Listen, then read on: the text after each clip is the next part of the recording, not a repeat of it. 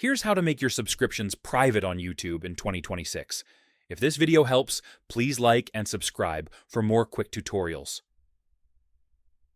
You need to use a web browser, not the YouTube mobile app. This setting does not appear inside the app. Open a web browser on your phone or computer and go to youtube.com. Sign into the YouTube account you want to change. Tap your profile picture in the top right corner. From the menu, tap Settings. Go to Privacy or History and Privacy, depending on your layout. Find the option, Keep all my subscriptions private, and turn it on.